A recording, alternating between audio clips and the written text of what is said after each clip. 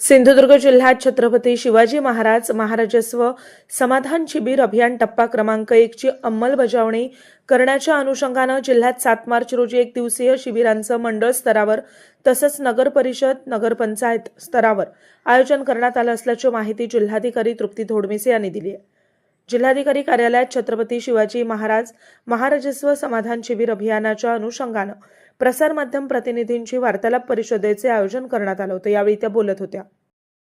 याचा हेतू असा आहे की महसूल प्रशासन अधिक लोकाभिमुख, कार्यक्षम आणि गतिमान व्हावं आणि त्या अनुषंगाने त्यांनी आम्हाला टप्पा क्रमांक 1 दिलेला आहे, ज्याच्यामध्ये मंडळ स्तरावरती आम्हाला आयोजन करायचे आहेत। तर आपल्याकडे एकूण 8 तालुक्यांमध्ये 57 मंडळे आहेत आणि 57 मंडळामध्ये आपण त्याची तयारी करायची आहे, ज्याच्यामध्ये आम्हाला एक शेड्यूल दिलेला आहे की पूर्वतयारी 18 फेब्रुवारी ते 5 मार्च रोजी पर्यंत पूर्वतयारी आहे आमची आणि नंतर आम्हाला एक शेड्यूल दिले की त्याच तारखांना आम्हाला साधारण शिबिरांचं आयोजन करायचं आहे, ज्याच्यामध्ये शनिवारी 7 मार्च, 14 मार्च आणि 28/3/2026 या 3 दिवशी आम्हाला ज्या तालुक्यात 6 पेक्षा जास्त मंडळ आहेत तिथे शिबिर घ्यायचं आहे। त्यानंतर एप्रिल महिन्यामध्ये देखील 10 एप्रिल, 17 एप्रिल आणि 24 एप्रिल या दिवशी आम्हाला शिबिरं घ्यायची आहेत आणि मागे मे मध्ये आम्हाला मात्र नगरपंचायत किंवा नगरपरिषद स्तरावरती शिबिरे आयोजित करायची। त्याची तारीख आम्हाला 8 मे आणि 15 मे अशी दिलेली आहे आणि 22 मे ह्या 3 दिवशी दिलेले आहेत।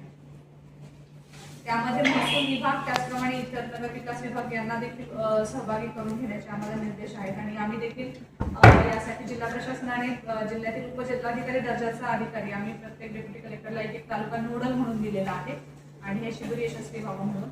आता या शिबिरामध्ये काय घ्यायचं आहे तर महसुली जे आमचं क्षेत्र आहे तर महसुली विभागामध्ये वेगवेगळ्या गोष्टी आम्हाला करायच्या, जसं की अभिलेखाच्या दुरुस्ती असतील, लोकसेवा हक्क आयोगामध्ये अंतर्गत येणारे अर्ज असतील ज्याच्यामध्ये वेगवेगळ्या प्रकारचे दाखले येतात। त्यानंतर येण्याची नवीन तरतूद जी आलेली आहे त्याप्रमाणे ती तरतूद समजावून सांगणे, त्यानुसार मार्गदर्शन करणे अशा गोष्टी आहेत। त्यानंतर भूसंपादन किंवा इतर प्रकरणांमध्ये कमी जास्त पत्रक आपल्याला करायचं असतं तर त्या प्रकारची कारवाई करून गाव दप्तर अद्ययावत करणे, वर्ग 2च्या जमिनी असतील वर्ग 1 मध्ये रूपांतरण करणे, त्यानंतर संपूर्ण गावांमध्ये सातबाऱ्याचे वाचन करायचं आहे आणि प्रलंबित नोंदी असतील तर त्या अनुषंगाने कारवाई करून दुरुस्ती करायची आहे।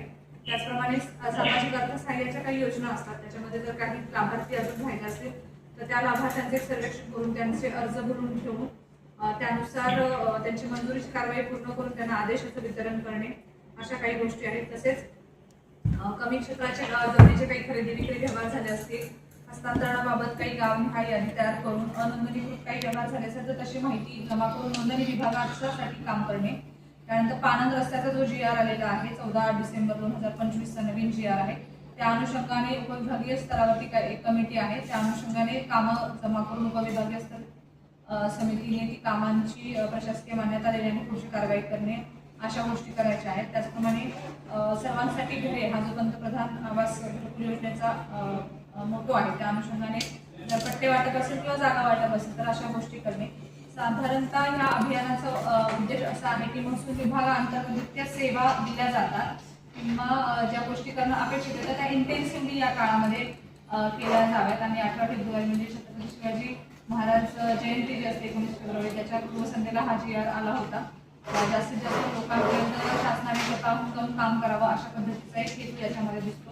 यामध्ये आम्ही तहसीलदार प्रांत यांच्या मीटिंग्स घेतलेल्या आहेत, त्या अनुषंगाने वेगवेगळ्या मंडळांमध्ये वेगवेगळ्या प्रकारचं काय नियोजन आपल्याला करता येईल। आता काही कामं कदाचित आपल्या जिल्ह्यामध्ये नसतात किंवा कमी प्रमाणात असतात तर इंटेन्सिव्हली आपल्याला काय करता येईल अशा पद्धतीचे आम्ही ऑलरेडी आढावा घेतला, त्या अनुषंगाने तिथे कार्यवाही होईल। तर 7 तारखेला आपलं पहिलं शिबिर असणार आहे।